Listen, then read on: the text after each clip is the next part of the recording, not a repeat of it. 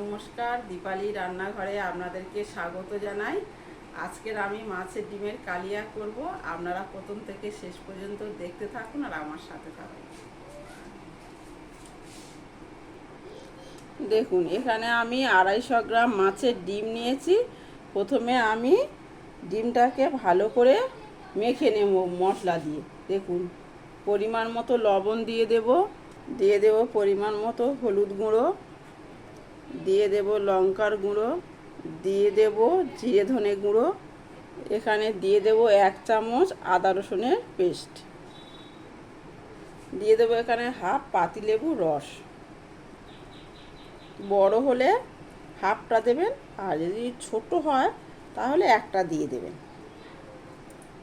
এই পাতিলেবুর রসটা দেওয়াই হচ্ছে একটাই কারণ, যেটা আঁশটে গন্ধ থাকে তো সেই গন্ধটা দূর হবে। এবার এইগুলো সব একসাথে ভালো করে আমি মেখে নেব।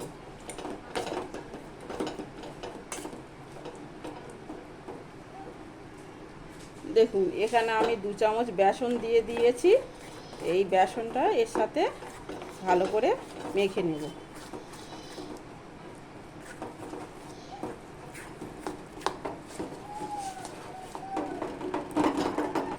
এটা এখন সাইডে রেখে দেব। দেখুন, এখানে আমি 10 মিনিট আগে 2টো শুকনো লঙ্কা আর একটু জিরে, 1 চামচ জিরে ভিজিয়ে রেখেছিলাম। এবারে এই মিক্সির মধ্যে দিয়ে দেব একটু আদার টুকরো, আর দিয়ে দেব এখানে দেখুন একটা বড় টমেটোর হাফ, দিয়ে দেব একটা পেঁয়াজ মাঝারি সাইজের,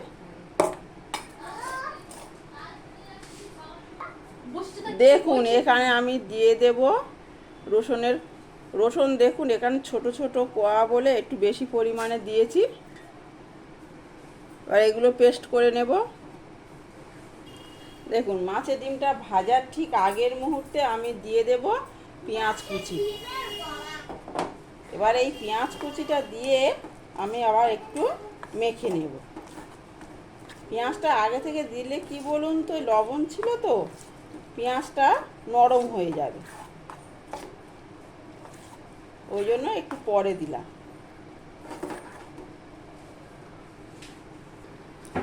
দেখুন, এখানে আমি কড়াইতে সাদা তেল দিয়েছি, তেলটা গরম হয়ে গেছে। এবার আমি একে একে এরকম ছোট ছোট করে বড়ি করে নেব। দেখুন,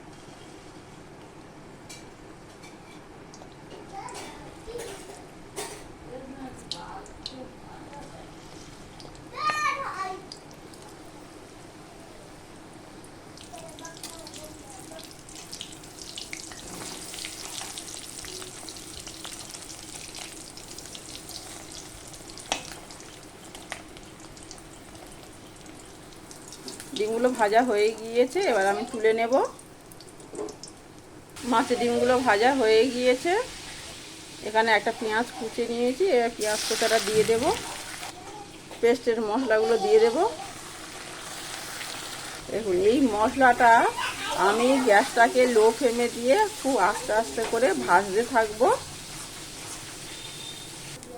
দিয়ে দেব লবণ পরিমাণ মতো, দিয়ে দেব হলুদ গুঁড়ো, দিয়ে দেব লঙ্কার গুঁড়ো, দিয়ে দেব ধনের গুঁড়ো। এখানে যেহেতু জিরেটা পেস্ট করে দেওয়া আছে আর জিরের গুঁড়ো দিলাম না, দিয়ে দেব একটু কাশ্মীরি লঙ্কার গুঁড়ো।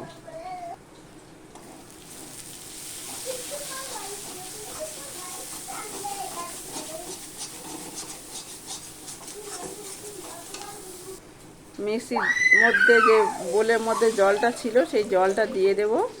মশলাটা একেবারে দেয়া হয়ে যাবে।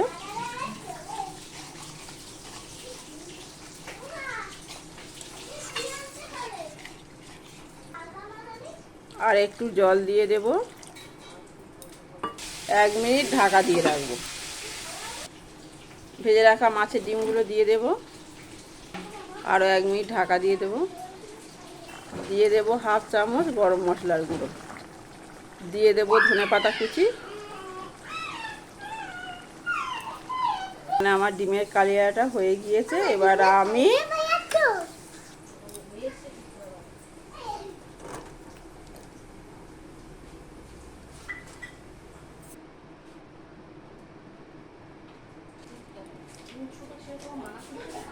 আমার এই মাছের ডিমের কালিয়াটা যদি আপনাদের ভালো লেগে থাকে তাহলে আপনারা অবশ্যই ইউটিউব থেকে দেখলে সাবস্ক্রাইব করবেন, আর আমার ফেসবুক পেজ আপনারা ফলো করবেন। সুস্থ থাকুন, ভালো থাকুন, এই বলে আজকের ভিডিওটা আমি এখানেই শেষ করছি। অন্যদিন অন্য কিছু নিয়ে অবশ্যই আপনাদের সাথে শেয়ার করতে আসবো।